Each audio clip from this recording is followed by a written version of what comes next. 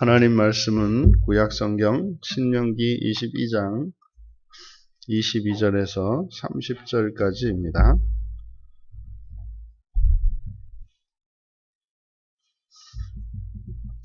우리 같이 한 목소리로 함께 읽겠습니다. 어떤 남자가 유부녀와 동침한 것이 드러나거든 그 동침한 남자와 그 여자를 둘 다 죽여 이스라엘 중에 악을 제할지니라. 처녀인 여자가 남자와 약혼한 후에 어떤 남자가 그를 성읍 중에서 만나 동침하면 너희는 그들을 둘 다 성읍 문으로 끌어내고 그들을 돌로 쳐 죽일 것이니 그 처녀는 성 안에 있으면서도 소리 지르지 아니하였음이요 그 남자는 그 이웃의 아내를 욕보였음이라. 너는 이같이 하여 너희 가운데에서 악을 제할지니라.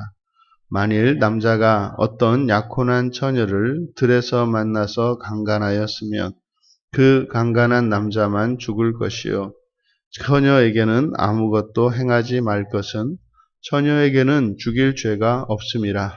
이 일은 사람이 일어나 그 이웃을 쳐 죽인 것과 같은 것이라. 남자가 처녀를 들에서 만난 까닭에 그 약혼한 처녀가 소리질러도 구원할 자가 없었음이니라. 만일 남자가 약혼하지 아니한 처녀를 만나 그를 붙들고 동침하는 중에 그 두 사람이 발견되면 그 동침한 남자는 그 처녀의 아버지에게 은 50세겔을 주고 그 처녀를 아내로 삼을 것이라. 그가 그 처녀를 욕보였은즉 평생에 그를 버리지 못하리라. 사람이 그의 아버지의 아내를 취하여 아버지의 하체를 드러내지 말지니라. 아멘. 성의 거룩함이라고 설교의 제목을 정했습니다. 먼저 이 본문에 있는 내용들은 성과 관련하여서 그 많은 것들 그리고 이제 결국은 이제 이스라엘 공동체의 거룩함, 다시 말해 이스라엘 민족과 다른 민족 사이에 차별화되는 점, 그것의 그 중에 하나가 이제 성의 문제라는 것입니다. 그렇다면 이스라엘 공동체에게 요구하시는 이 성의 거룩함이 무엇인가? 첫 번째로 이제 어떤 남자가 유부녀와 동침한 경우, 이 경우에는 둘 다 죽여서 이스라엘 중에 악을 제한다 이렇게 되어 있습니다. 그리고 이제 약혼한 여자가 다른 남자와 동침한 경우, 이 마찬가지로 둘 다 성읍문으로 끌어내어 돌로 쳐 죽인다.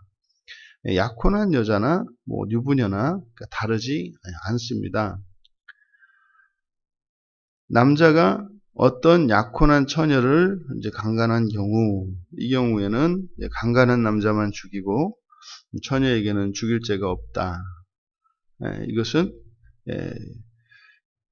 그 남자의 일방적인 범죄 행위, 이것은 살인한 것과 똑같다는 거죠.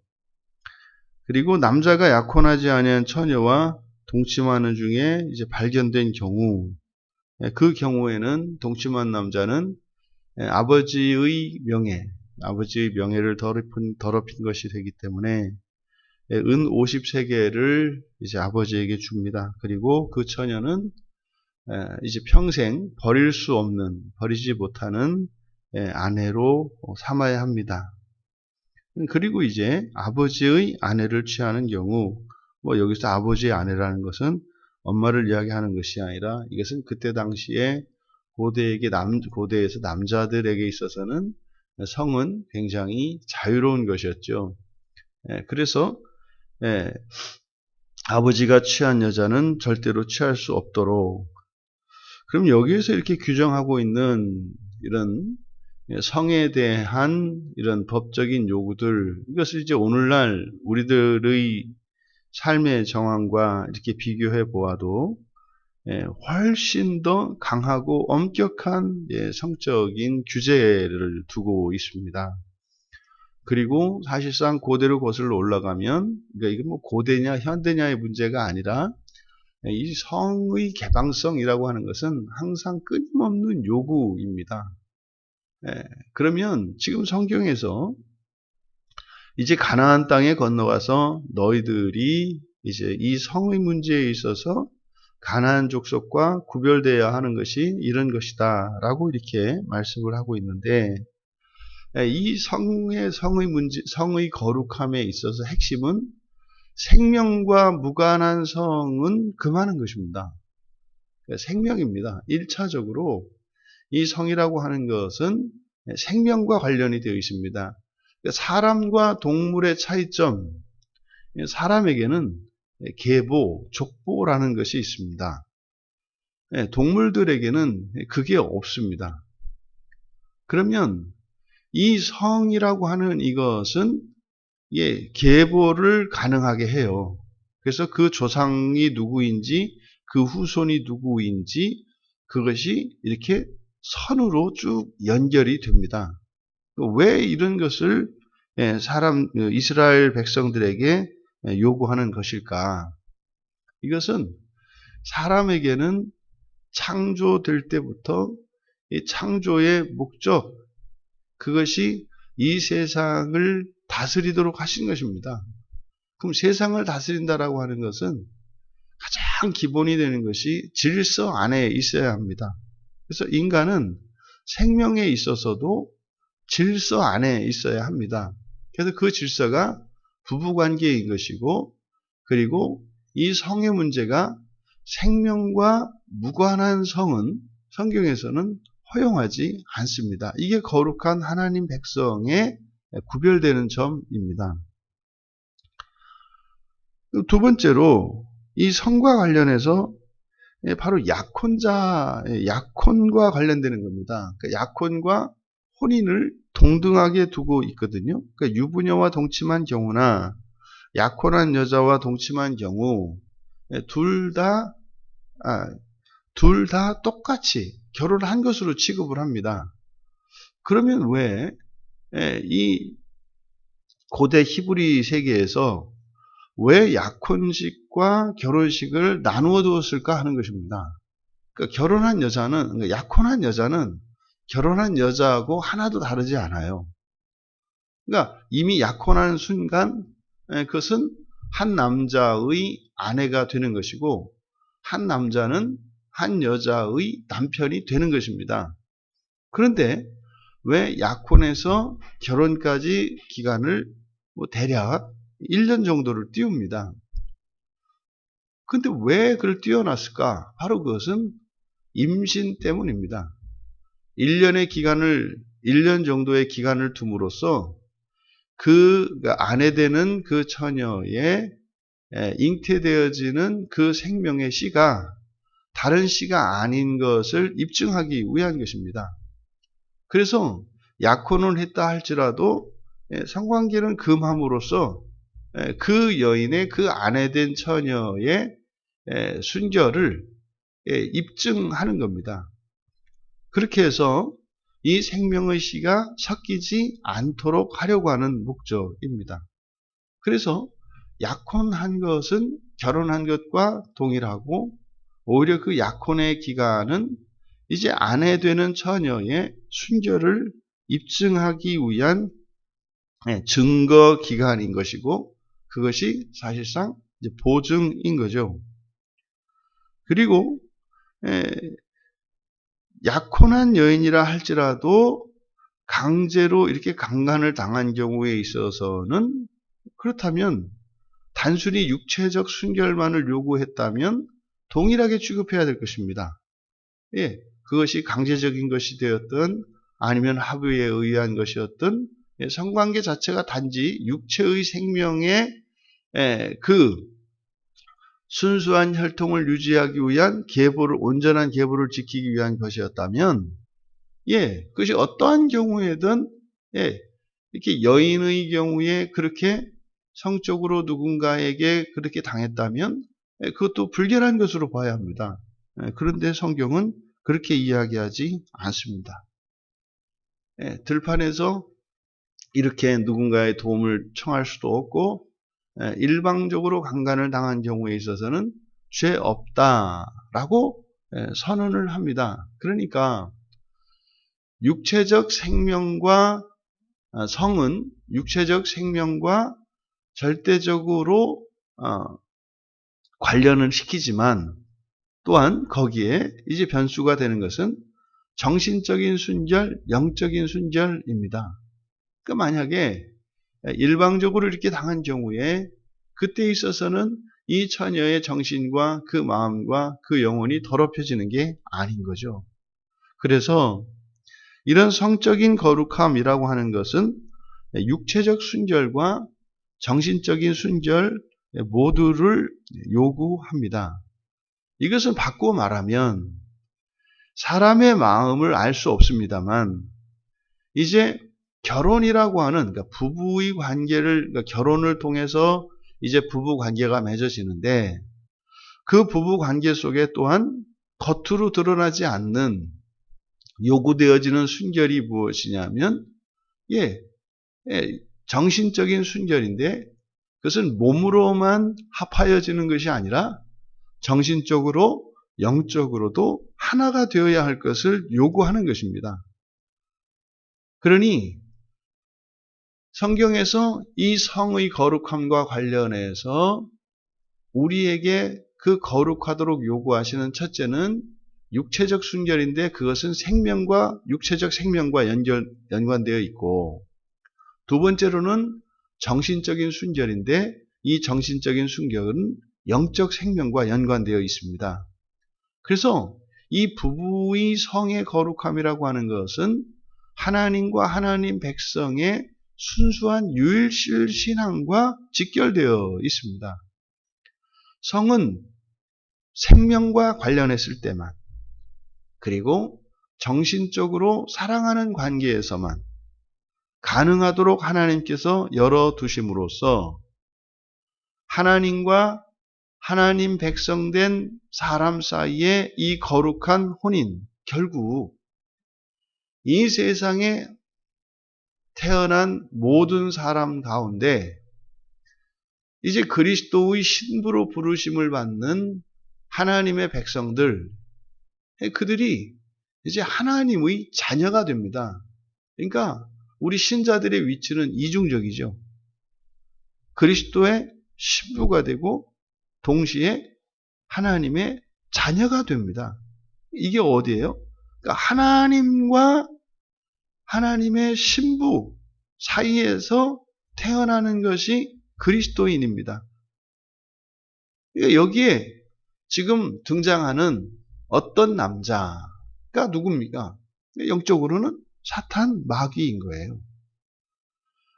우리가 육체적으로나 정신적으로나 영적으로나 우리의 신랑 되신 예수 그리스도께 순결을 유지해야 합니다.